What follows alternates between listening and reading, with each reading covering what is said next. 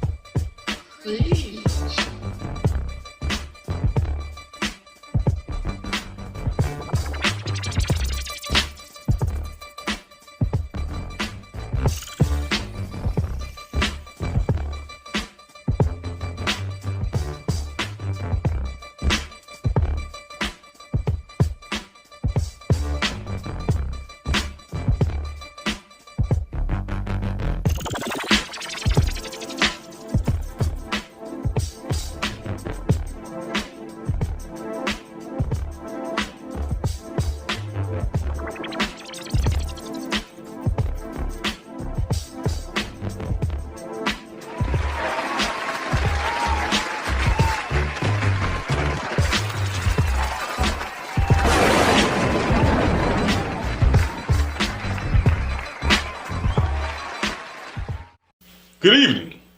Welcome to the Gentleman of Style Show. I'm Baldwin. And I'm Creech. And today we have a special guest for you. He has, I've been knowing this guy for a few years now. Matter of fact, I'm going to tell you a quick story. It don't take 2 seconds. My wife's car broke down one day, right? She was at work. And I was too busy. I couldn't get to it. And I was like, man, let me look all over the place, try to find a tow truck company to go get my wife's car.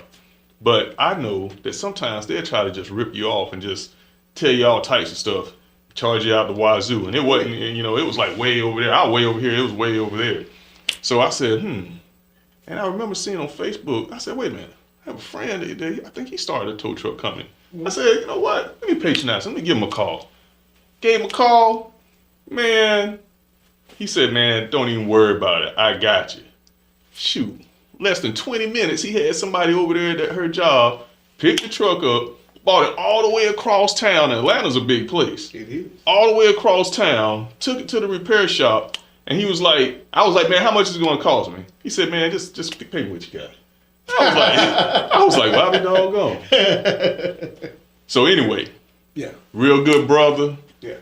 He's going to give us some nice tips today. He has a very good story. He's a very generous person. Without further ado, I'm going to bring him in. Man. All right, let's welcome to the stage our next guest on the Gentleman of Style Show, Chris Slaughter. Did I say it right? Yes, sir. Chris Slaughter. All right, come on in. All right. One way. Then we got it. We don't know what to do no more. Then we don't know what to do. I messed up. All right, have a seat. Yeah. All right. So, Chris, let's start from here. Tell us where you're from. I'm originally from Macon, Georgia. Macon. Stand up, make the bacon. Macon.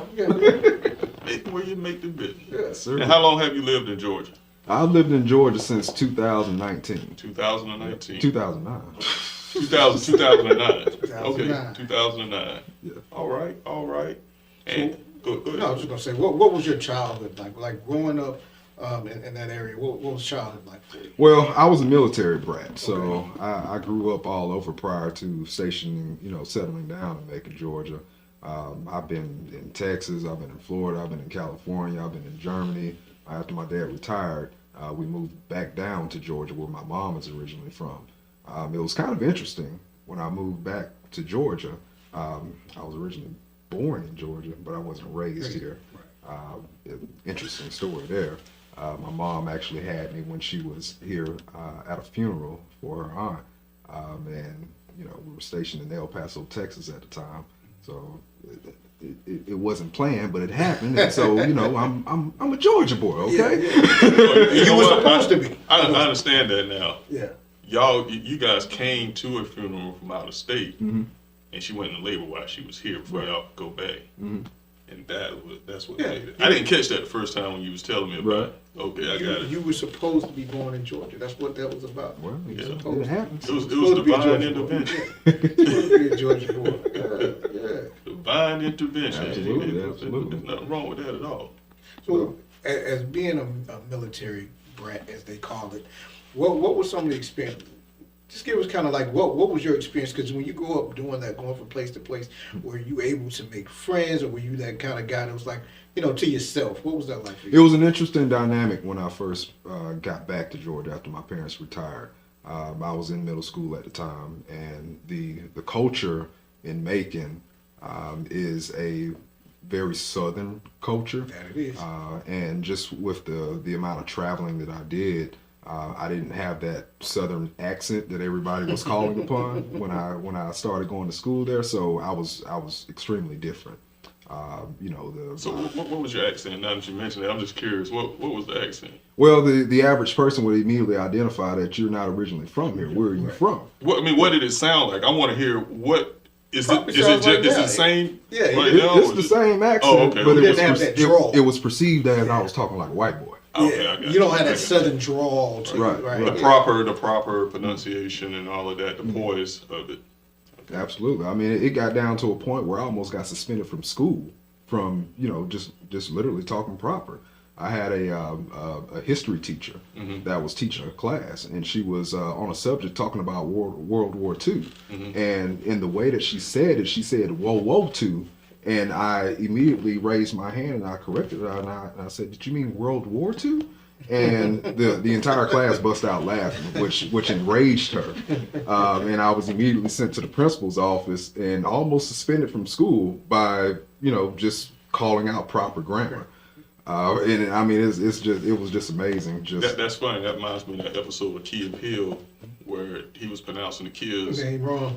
That's what. Aaron. Aaron. Aaron. That was hilarious. But Good stuff. Good stuff. You're a Georgia native now, okay? So, and you've been here since birth. Technically. Technically, okay. Now you were in Germany, right? Mm-hmm. What part of Germany were you in? Were you in K-Town? Gatlinburg. Gatlinburg. Yeah. Okay. Everybody I've in been K-Town, man. Every time you... I always have to ask the question. The first thing this guy asked when somebody says, "Were you in K-Town?" This dude in K-Town, man. Yeah. We're not even gonna get into that. That's the whole... I was getting ready to say there must be some stories about It's some K-Town. stories, but obviously... I can't. Yeah, obviously. Yeah, we can't do that on this particular It's show. not about me. That's a whole nother forum. Yeah. It's not about me. So, anyway, I see you came dressed for the show. Well, you have to come dressed for the occasion, right? Yeah. Thank you. Absolutely. Thank you. Big thing. Mm-hmm. Do the occasion. Be prepared for the occasion. Absolutely. Don't let the occasion ever be bigger than you are. That's just me. But go on. So let's get into the business aspect of it. Okay. You're the owner, the primary owner of a toy truck company, CSS. Correct. Do you want to tell us what CSS stands for? Is that Chris Slaughter Services, or is that Chris Slaughter? What is that? It actually stands for Cali Slaughter Sons Transportation. With a C. Yes. Cali Slaughter Sons. Oh. My 11-year young brother helped me establish the company. Okay. Without him, the company wouldn't be where it is today. Right. When he graduated from high school, Mm-hmm. he called me and said, "Hey, bro, can I come and move in with you up in Atlanta?" Because he was still living down in Macon. And I said, "Yeah." I said, "But I'm opening this towing company." I said, "Do you want to come and participate in it?" And he said, "Yeah, I'm 100% on board." I like that. So, I like that. he moved in with me, and with his help, I wouldn't be where I am today. Right. Because when I first started the company, when I was asleep, he was working. When he was asleep, I was working. And that's how we got this thing off the ground. You know, that's something that we experienced too, as far as finding someone with like ideologies as you and have the same passion and the same drive as you, and you're working toward a common goal, and y'all can work hand in hand. Anybody that asks me, should I go at it on my own? Yeah, you could. But if you can find somebody else that's like-minded, man, does that make the effort and the completion of getting tasks done much more? It's easier. Absolutely. It's absolutely. easier to do that. Well, I mean, there's a lot of things you can do on your own. Yeah, so I can say I could do it on my own, but I can only go so far with it. Right. You know, you've got to have somebody to back you up. You got to have some support. You got to have a team. Gotta have a team. And the other part about that is when you have somebody doing the same thing that you're doing, when you get to that next level, or when you make, when you hit certain goals, it's so much better to kind of share it with somebody who understands. When you're doing it on your own, when you hit a goal, yeah, you're happy, you can tell people about it. Right. But when you're standing there with the person to help you get to that goal, it's like y'all, it's like winning the Super Bowl. It's like winning the championship ring, because it's you, or it might be 3 people, could be 2, could be 5, but whoever's with you, it's that team effort that says, like you said, when you were asleep, he was out there getting it, and vice versa. So now it's like, man, look where we came from. Right. You know what I mean? Like, I remember, you could tell that story, in a group setting, and both of y'all really, really enjoy it because you can see it from both sides. Absolutely. So, yeah. Is he's younger? Yes, 11 years younger. Okay, all right. Man, I know he was like, man, I made the right made the right decision. So where is he in the aspect of the business now? Is he holding does he hold an office? How did you? Well, he's our senior driver supervisor. Okay. For the fleet, so he's responsible for all of the drivers, all of the trucks on the road, and so forth. And you won't be able to miss him out there, because of course he's driving the fanciest truck out there. Right. Let's go back. I think we jumped ahead a little bit and everything. Let's go back to the origins of your company.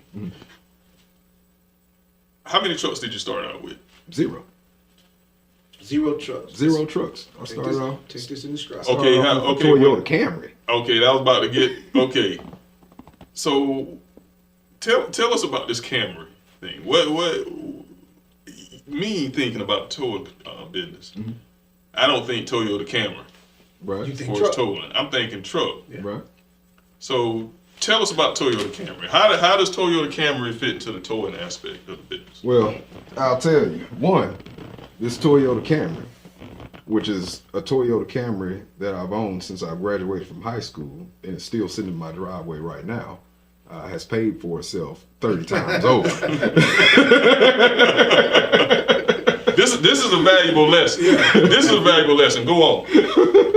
But this Toyota Camry, I started off doing roadside for the business when I first opened it up, because I had access to the contracts, but I didn't have the necessary equipment yet, so I had to work my way up to it. Right. So with the Toyota Camry, I did roadside services such as tire changes, jump starts, fuel deliveries, and so forth.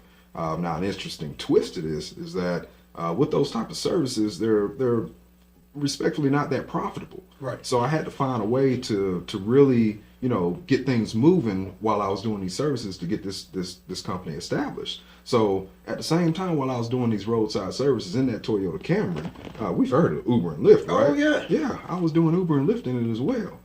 When you called and said that you needed your tire changed, Right. I would slap that magnet on the side of that Toyota Camry that said roadside assistance, and I'll that's go out there dope. and change your tire. And when I got done changing that tire, I'll take that magnet back off, and I'll go and pick somebody up from the club and take them home. Right. So Full circle. that's what that full Toyota service. Camry did for me. Yeah. That's full service. How many miles on that Toyota Camry right now? It's got over 400,000 miles right now. It is still rolling. Original say engine, original transmission. 400,000. Man, let me tell you something. When I moved Lord. into this neighborhood, right? Mm-hmm. Okay. That one of the neighbors said, "Hey, I see you driving that Toyota Tundra." Now he was driving a Ford. I think it was a Ford, and it was one of the other ones. He was driving a Chevy something, right? Man, he tried to talk down to me, man, on my daggone Toyota. He was like, "Yeah, man, that thing." I'm like, Okay. At first, because I'm new, I don't know these people. You know, I'm just being cordial. I ain't trying to talk any back talk or anything like that. But just the other day, and I was riding, I was thinking. I said, if I could go back in time, I would have asked them if they had to put their life on it. Would they put their life? Would they depend on that Ford or that Chevy over that Toyota? Right. If they had to bet their life on it.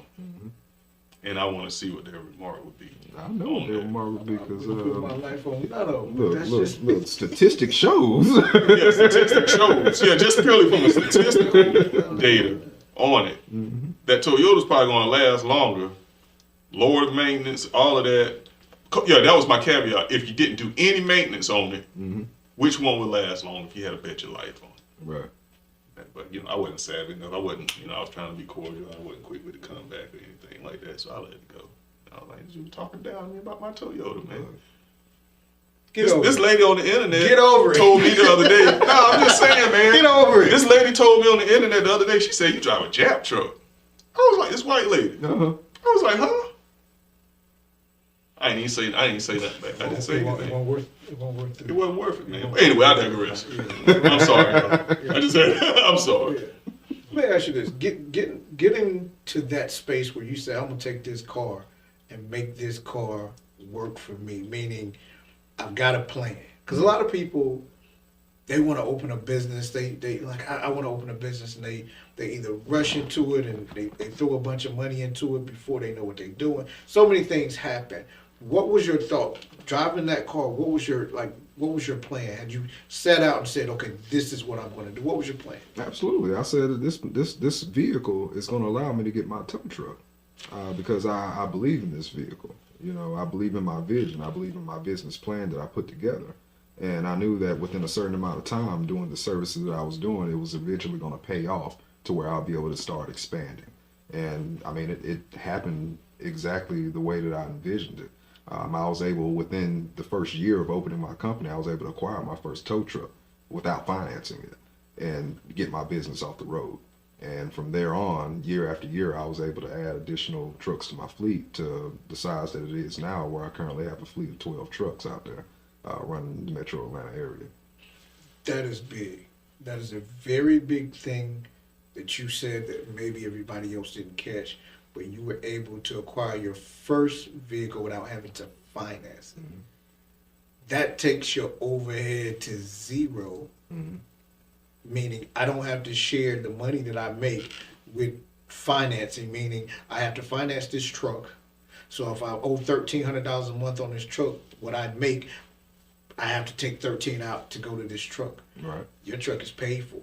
So we ain't got to worry about other than the maintenance on it, which is, you know, that's just what it is. But that is so big to have that vision and that plan, because a lot of people don't. They would have been trying their best to figure out how to finance, borrow, figure out how to get the money for that truck instead of having the patience and having the vision and the plan to say, yeah, I can do this in about a year. If I take a year and I humble myself, I drive my car, I sleep when I can, my brother sleep when he can, we'll get there. That is big. I applaud that. Are you still buying vehicles straight out, or are you using leverage now? I'm using leverage now. You know, establishing the business, I wanted to make sure that I acquired some equipment that I would be able to have, you know, claim that ownership of. Right. You know, this is a big thing I'm doing. I want to have some ownership within this business. But once I started, you know, learning the inner workings and, you know, the way to expand the business and so forth, and holding on to those resources that I'm acquiring, you know, the revenue and so forth,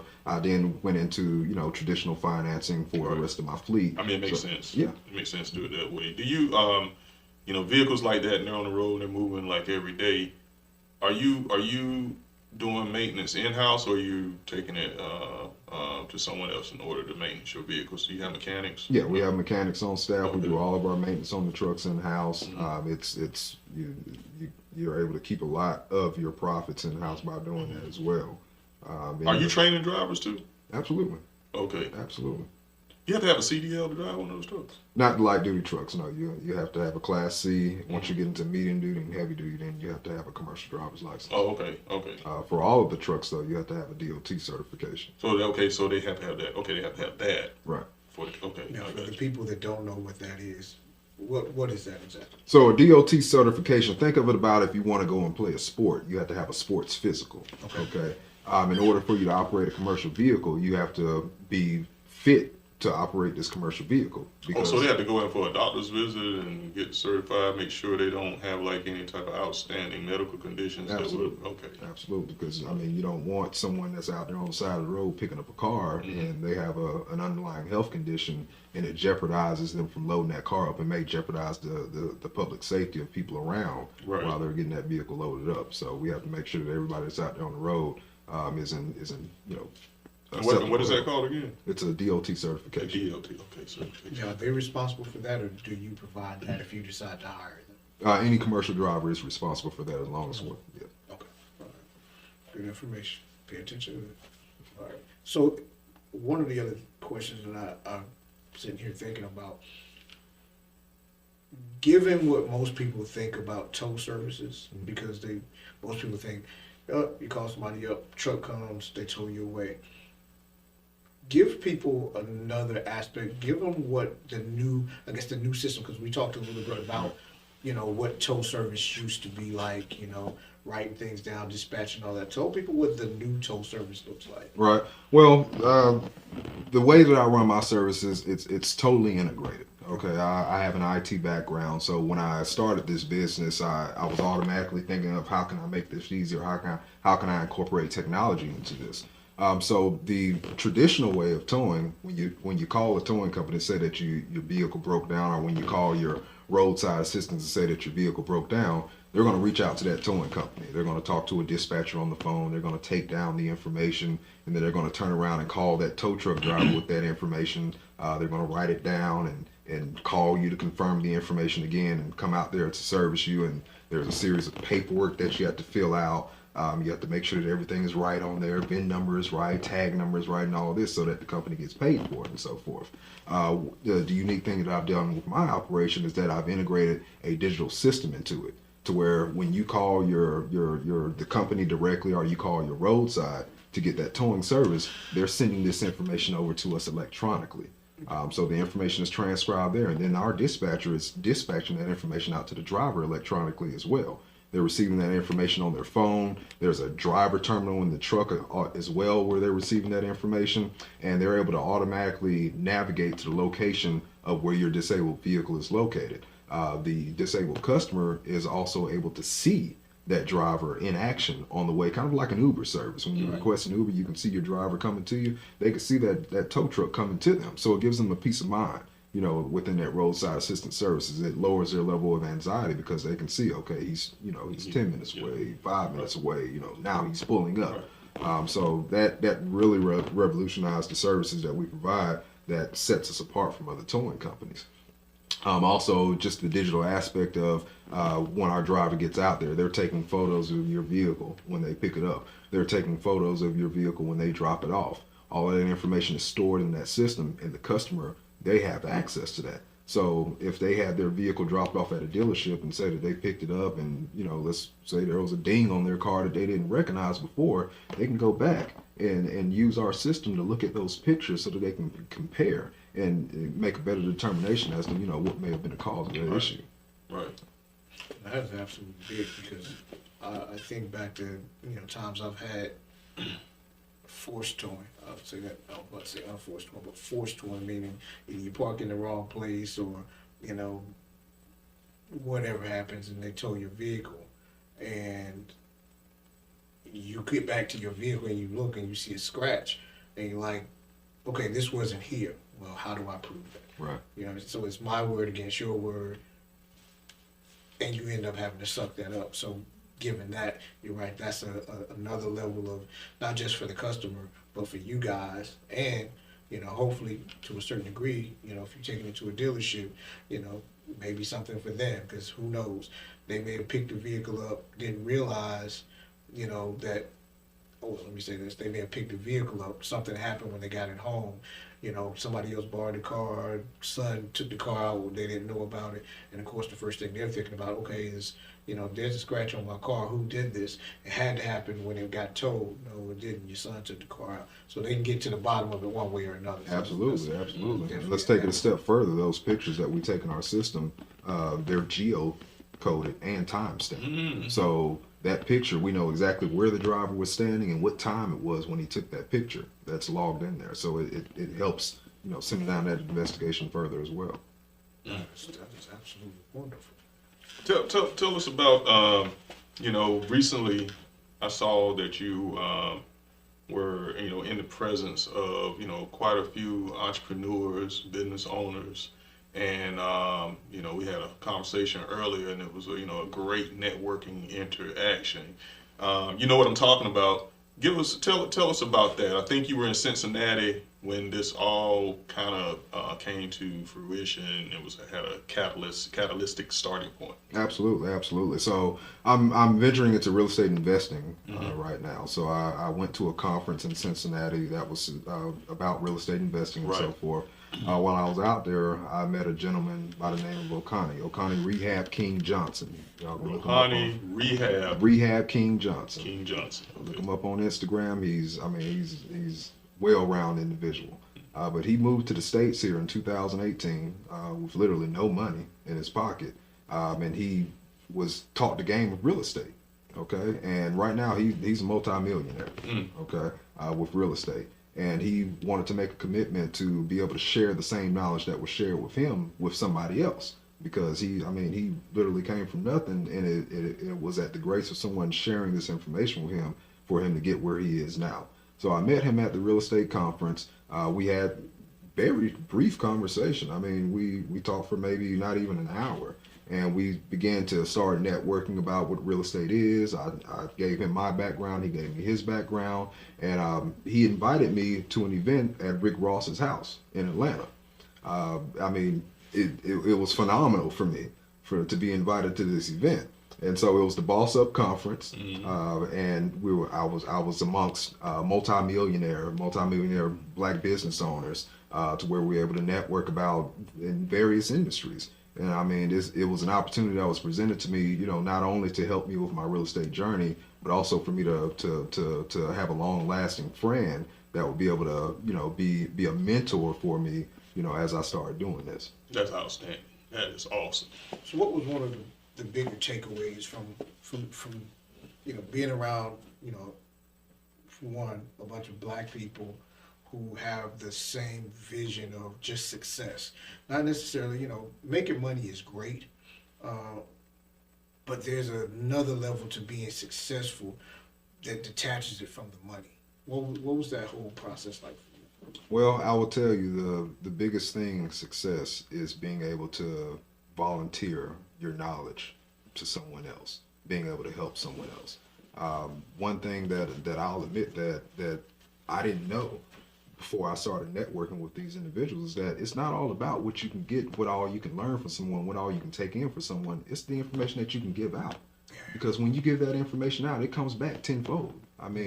The more information that you're able to share, the more knowledge you're able to share, the more transparency that you're able to share, you're opening up that networking opportunity for someone to give you some knowledge, to fill in those blanks, to fill in those circles, to give you a new idea for something. And that was the biggest thing I took out of that. Is like, you have to make sure that you're not only networking, but you're sharing your knowledge with people, because that encourages them to share their knowledge back with you as well. And there's a real benefit of let me start from this. The other day I was on Twitter, and I saw a statement by Elon Musk. I don't know if y'all have seen it or not, but I follow Elon. Jay Leno was actually interviewing him, and he was in his rocket factory where he builds the rocket engines. Mm-hmm. So Jay Leno was like, "Oh, you have a patent on those?" And Elon said, "I don't need a patent. I don't have a patent on any of this technology, and it's proprietary technology." Mm-hmm. But he said, he don't have a patent. He said a patent is a way to hold other people back from following in your footsteps. Mm-hmm. He said that is no way to advance the human race. Mm-hmm. He said that's why he didn't have any patents on it. I was like, wow. Very Well, it interesting. makes sense. Well, when I mean, it does make sense, but for him to put it in that type of context on something so substantial as that, Right. it just made even more, but more sense. but I'll say this: it makes sense when you're at the level that he's at. Oh, absolutely. Well, what he's trying to do. I mean, Right. Because at the level when you create something and no one's done it, but you don't have the like he's got footy, like he never has to deal with everything that he needs to deal with. He can combat one way or another. Meaning, if I were to take his idea and I would do the same thing, it wouldn't destroy him. Well, I only said that in the context of what you just said, as far as giving out information, and filling in the gaps. Right. It may be something in his technology, even though it's good tech. Maybe there's someone else out there that can use this tech to make it even better. Right. And expand it. Yeah. So and expand it. So based off of what you just said, it made me think about what he said, and it just makes sense. And my wife and I, we were having a conversation the other night about education, and I don't even know where we're at as far as I think we were talking about somebody else, and they had to pay X amount of money. There's something that was going on and everything. But I've always been a firm believer that education should be free. Right. What's the best way to advance the human race and everyone's general overall well-being is to let people focus on and develop anything freely in a unfinancial burden society. Absolutely. And everything.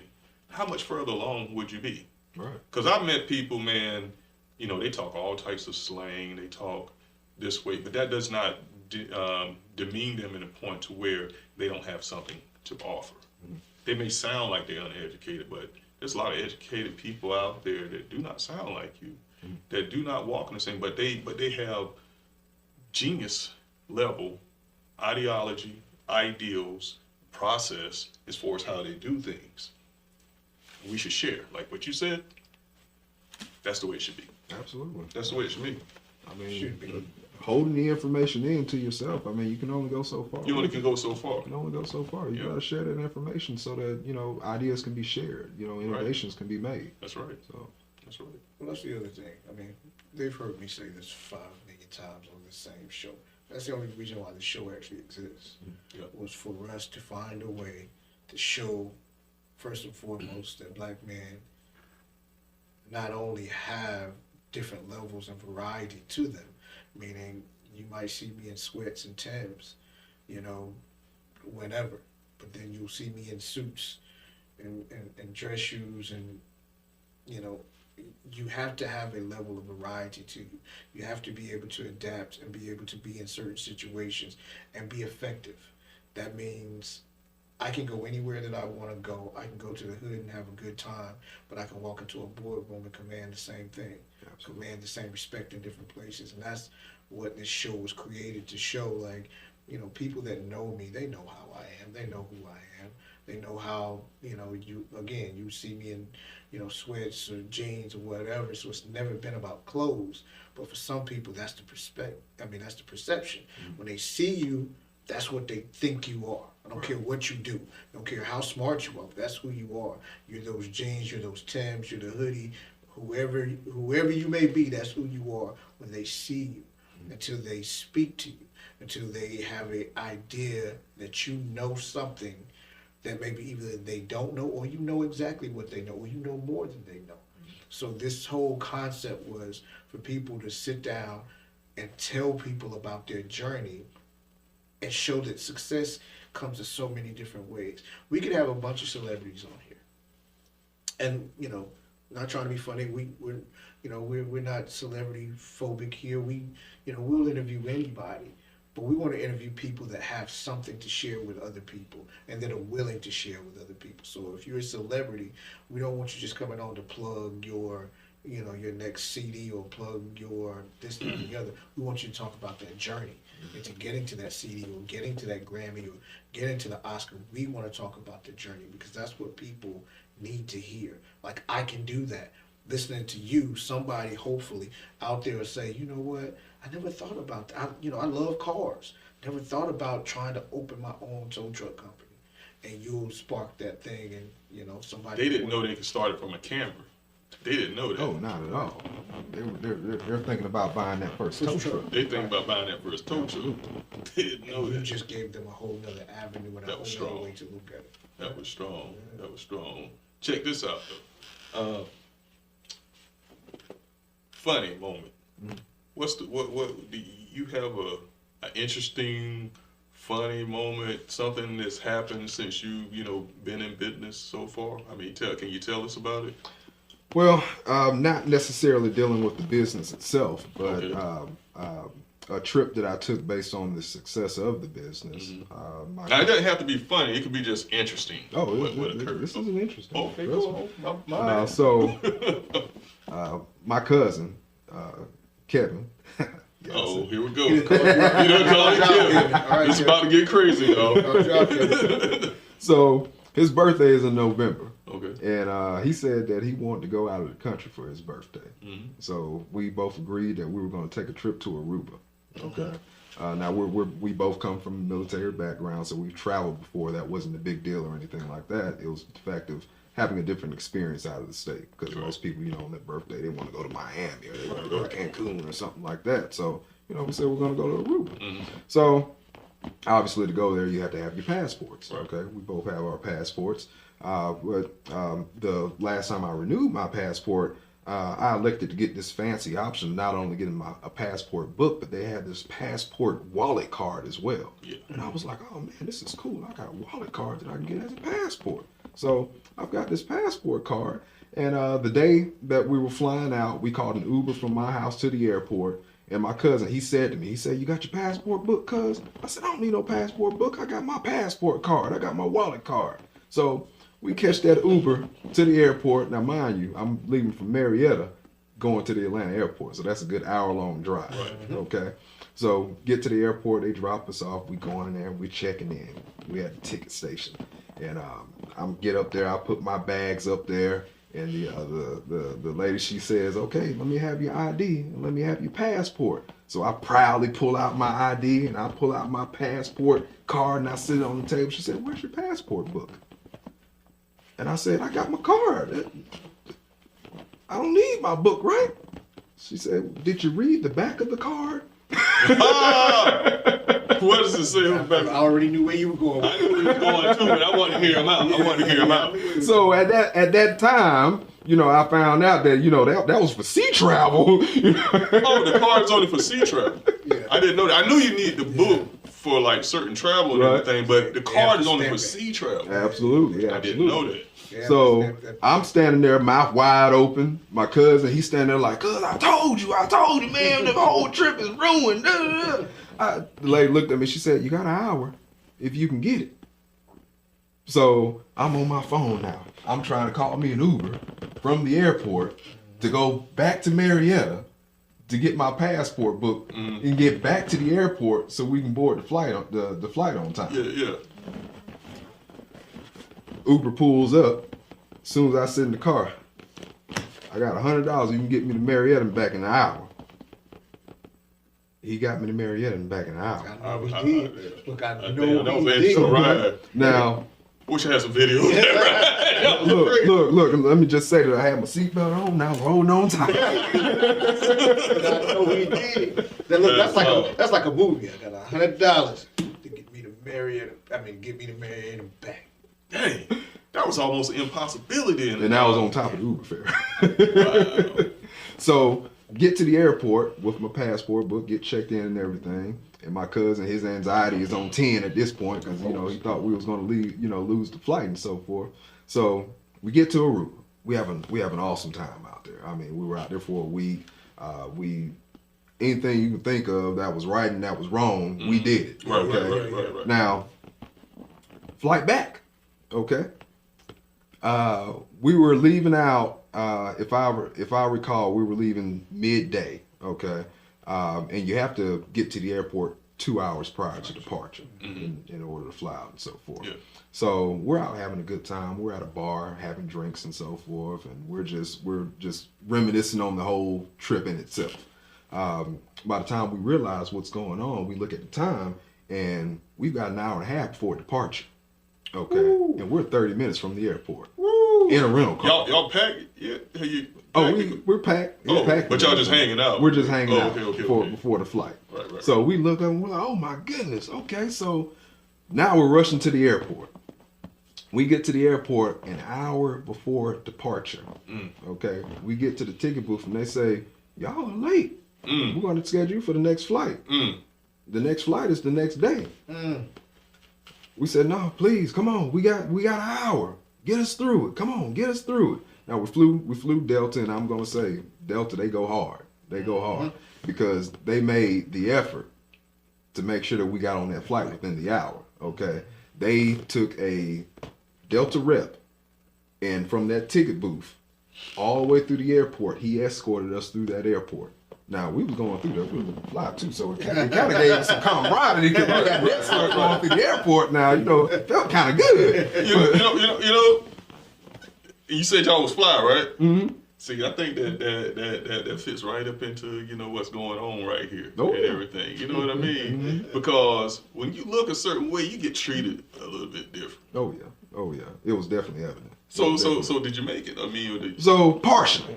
Partially. This is where the interesting part comes in. Okay. So we get through the airport, and there's only so much control that each individual airline has. Okay, that control is released once you start going through U.S. Customs. Okay, Right. So we get there, and let's just say there was a line that we had to get through. Absolutely. Okay, and we're standing in the line, and the Delta rep, he's standing over there, and he was tapping just as hard as we was tapping. He getting it up. He trying to see where we had in line. We trying to see where we had in line. So we finally get through the line, and I mean, as soon as we passed over, he's got our bags. He's telling us to come behind him, and we are running. Yep. I mean, when I say we running, he running, we running. We think somebody chasing us. We running so fast. And we get there. When we're getting ready to board, we had to go through our last security check before we board the flight. Right. That last security check, they flagged my cousin for a random security check. Oh, man. Don't tell me that made y'all late where y'all couldn't get on it. They told me to go ahead. I got on the flight. I'm sitting there. I'm like, I know they ain't gonna take off without my cousin, so I'm just sitting there. I'm sitting there. And I'm left your cousin in a room. Leave mine. You done left him. Look, the door on the plane closed. Look, I ain't gonna lie. I almost broke down. I said, my cousin.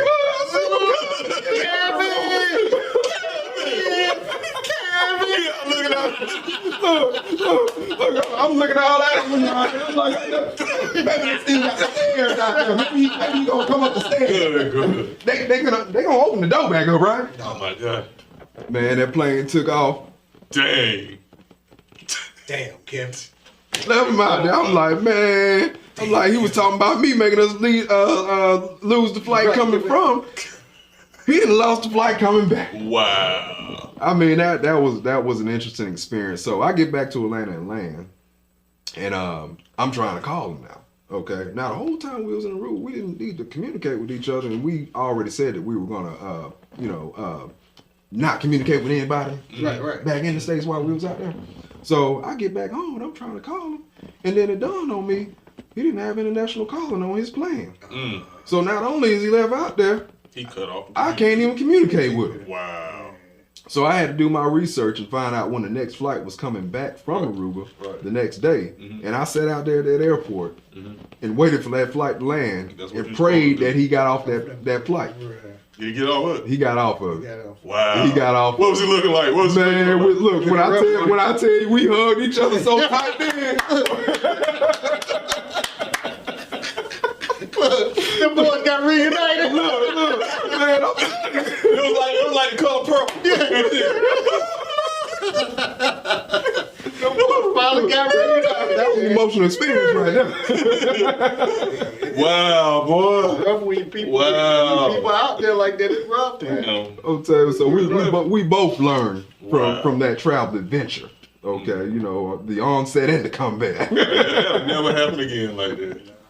I hope not. Man. All right, Chris. I think we had a good conversation here. I mean, you got any? Nah, man. Hey, I just want to say this, not conversation wise, but man, I like to, let people know my thoughts about what they do and how they're doing it, and I have a really big respect for you. I just mentioned he's known you for a while, but I have a big respect for you, but how you carry your business. I know we didn't talk about this, but one of the things I know we talked about a little bit earlier is how, you're still a part of the business, even though you're the owner. You'll get out there and you'll drive that truck. You'll do whatever you need to do to make your company successful. Absolutely. So I applaud you for that, and I hope that people listen to that. Yes, you start a business. Yes, you have people that work for you, but you want to still have that level of respect for your company. Not just the people that work for you. You want to have that, but you want to have the respect for your company, because sometimes those small things are what make you successful, and those small things are what make you lose a company, or make you, have to humble yourself to understand, nobody wants to work with you or work for you. So I applaud you, and I appreciate you coming on, sharing great knowledge for people to see another perspective of how to be successful. Absolutely. Yeah, ditto on what he said. What he said. All right. Good enough. Chris, tell them where they can find you or what they need. You give them all that type of information right here. Well, as far as my company, you can find us on any social media outlet that you can think of. We're at CSS Tow, at CSS Tow. We're on Facebook, Instagram. We're on Twitter. We've got a website, www.csstow.com. If you want to find out more about me and my personal journey as far as my real estate journeys and so forth, you can follow me on Instagram, King_Slaughter478. And if you need any information, if you want to start your own journey, I'm always willing to share the information that I have on board. So reach out to me. I'm not going to charge you, $100,000 for my knowledge. All I ask is that the knowledge that I give you, once you get to your spot, to where you want to be, share that knowledge with somebody else so we can keep this thing going. There you go. See how that brother, he had an opportunity to just talk about his business, but not only did he talk about his business and promote his business, but he let you know he's willing to help you if you want to come out and start your own business. See, that's how life works. But anyway, I ain't gonna get all up in that. That's how it should work. That's how it should work. Each one teach one. Exactly. Absolutely. All right. Sounds good. You good? Yeah. We good? All right. Like we always like to say, there is no excuse for good taste, because here at the Gentleman of Style Show, we believe in better. What? Until next time. What? Yes, sir. Man, thank you, sir. Absolutely. Appreciate it, man. That was much love right there.